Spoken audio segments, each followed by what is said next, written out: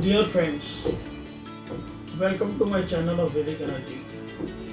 In today's video, I will talk about the fourth limb of Ashtanga Yoga called Pranayam.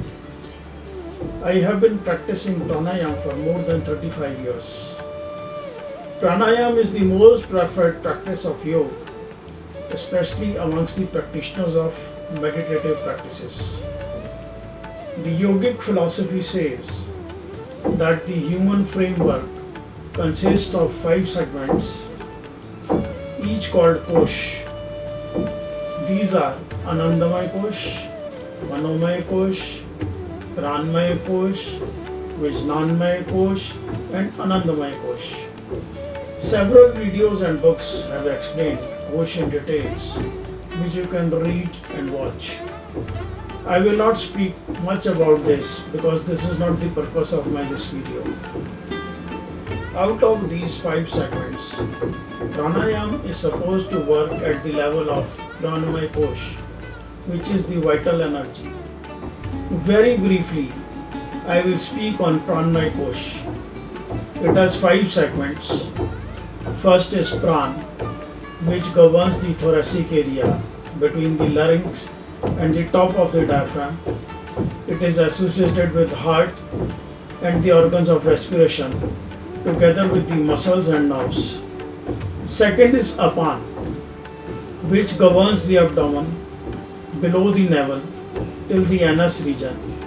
It is responsible for the expulsion of waste from the body and is the force that expels the breath. Third is Saman, which governs the area between the heart and the navel and controls the digestive system. Fourth is Udan, which governs the neck and head, activating the sensory receptors, that is eyes, tongue, nose, and ears. It is responsible for sensory awareness and the ability to respond to the outside world. Fifth is Vyan. It controls and regulates all the movements and coordinates all the pranas. So we can observe that all these 5 fragments of pran control the entire body from the head to the toes. These 5 pranas are responsible for controlling the entire human body collectively, and one remains healthy when these pranas they work in a synchronized and balanced manner. Now, as far as the methodology of pranayam practices is concerned, we can say that pranayam is also about the breath control. But pranayam should not be confused as a process of pumping in the extra oxygen to the lungs. Pranayam is comprised of 2 words, pran and ayam. Pran means the life force and the ayam means the control. What I think the pranayam is, or how I would like to define pranayam is, that pranayam is the science of channelizing and balancing all the 5 pranas in harmony. Now, what is the role of breath in this whole mechanism, and why breath control is very important? Breath is naturally inherited from the nature when a child is born as the very first activity. If the air that goes inside and doesn't comes out, or the air which goes out and doesn't gets in back, the person is dead. Breath is the fuel for keeping all the 5 pranas synchronized and balanced. A human being breathes 21,600 times a day. Respiration fuels the burning of oxygen and glucose, reducing energy to power every muscular in the terms of wellness, resulting in the efficient working of the sympathetic nervous system and parasympathetic nervous system. Every organ we have is made from a collection of multiple cells together. These cells are always in a continuous process of time and getting replaced with the new ones. This process is called cell division. which requires breath as fuel to perform this function. In this video, I want to share with you my concerns and experiences with the science of pranayam. Most of these issues have never been thought of or spoken. This is not about teaching the methodology of pranayam practices. You can find many books and many videos which teaches you the methodology of various pranayam practices. Our day-to-day situations have a direct relation to our breath and heart rate. The very first impact of any event is on the breath. Sudden shocks or excitements tend to increase the breath rate. If the excitement or shock is very intense, it might even lead to the cardiac arrest. And it can really be very intense at times, so much intense that even people can die out of the heart failure. Pranayam teaches the art of controlling the breath, and it builds a fort of protection inside our mind and body to withstand the sudden shocks or excitements. We cannot stop the negativity from reaching us, but we can build the protection around us either to stop it or to withstand its effect or transform it into the positivity. This video can really be life-saving for many. Please listen to it very carefully. Now here I would like to share with you my observations, concerns and experiences with pranayam for more than 35 years. Pranayam has become a milking cow for many as the instructors of pranayam, especially out of this country, irrespective of their knowledge and skill. I have been visiting many countries and I want to share a very unfortunate observation with you. Many people visit India to practice yoga themselves for a week. They do some pranayam practices here.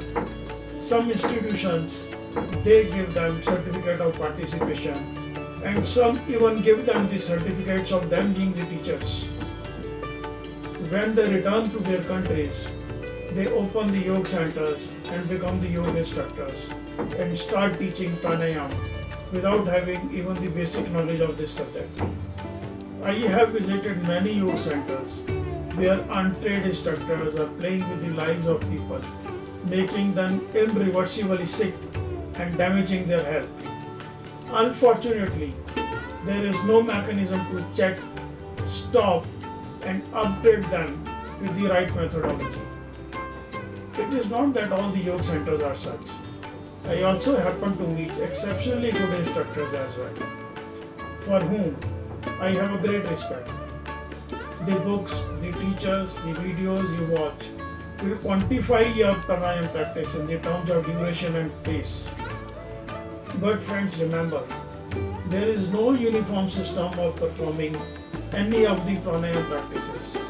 Every individual body has a different tolerance level and a different stress withstanding limits. Many students ask me which book to refer to learn these practices. I simply tell them to buy any book, as most of the books I have seen in the market are more or less the same, very intelligently copied version of some other books by the writers, publishers, and these days also by the ghost writers. Only the price is different according to the performing the pranayam practices and what should be the speed of breathing for us as an individual. Now the answer is, you can only decide this. Let your body decide. Do the practice and find out your comfort level. Don't go beyond it. Day by day it will improve and become better and better. There is no faster and more advanced supercomputer than the one God has given you in the form of the body. Listen to it, follow it and proceed. You will always remain safe and healthy and perform the safest possible pranayam practices. The challenges that we have today are very different from those what we had when these sciences were being developed. Let me explain some pranayam practices involving very intense and vigorous abdominal movements. The abdominal muscles we have now are not as strong as they used to be when we were doing so much of physical activity and we were really holding very strong abdominal muscles. With the time, with automation, with mechanization, due to lack of physical movements, the abdominal muscles have become very weak. And they have become so weak that they cannot withstand the very aggressive abdominal movements. I have seen and observed that many people who have been doing Kapalbhati pranayam, exerting very vigorous pressure on the abdominal muscles, it resulted in the para-umbilical hernia. No one guided them on this regarding the right pace and the right duration for them. So they became sick and many had to get their surgeries done. Some protocols need to be fixed by the experts to be followed by the instructors and the practitioners before starting the practice of pranayam. If not much, at least the blood pressure reading of the practitioner before and after the practice must definitely be taken. Trust me, you will be surprised to find that some blunders you will avoid by just taking these blood pressure readings. And if you take the blood pressure readings, it will also guide you to teach your students safe pranayam practices. I will share my personal experience in this respect. It happened with one of my groups who visited to me from Russia to learn yoga in Rishikesh. So as a rule, I always check the blood pressure of the practitioners before and after the practices. So when I took the blood pressure readings of all the participants before starting the practice, I found that 3 out of them had very high readings and one of them had dangerously high blood pressure and she was not even knowing that she was hypertensive. If you continue to be hypertensive for a very long time, in many cases, a time comes when the patient doesn't even get any physical symptoms and he is unable to know this that he is hypertensive. If I had made her practice the aggressive breathing techniques like the one taught in the groups with the mass instructions without knowing the physical condition of the practitioner, I am sure possibly this practitioner would have landed into a very difficult life-threatening trouble. We must understand that everybody has an individual tolerance level. It is very dangerous to practice pranayam where mass instructions are being given in groups without any individual supervision and in the absence of knowing the medical history of the practitioner. Dear friends, trust me, doing wrong breathing techniques lead to irreversible physical damages in your body.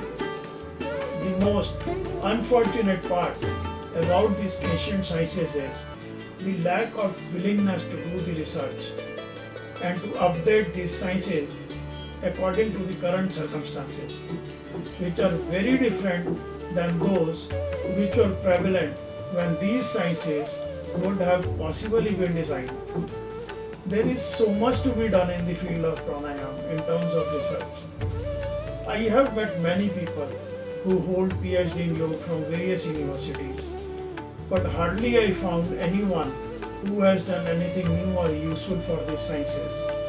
A few years back, a new revolution in the field of yoga emerged in India, and yoga reached every corner of the world. In any park you visit, people were doing yogasana and people were doing pranayam. It was like a golden era for these great sciences. Unfortunately, that golden era ended up into becoming a big corporate house, and out of materialistic lust, the ray of this big hope, it really was killed. Money is needed for any research, especially in any research on our Vedic sciences, because there is no support from any organization or any government for the deserving people.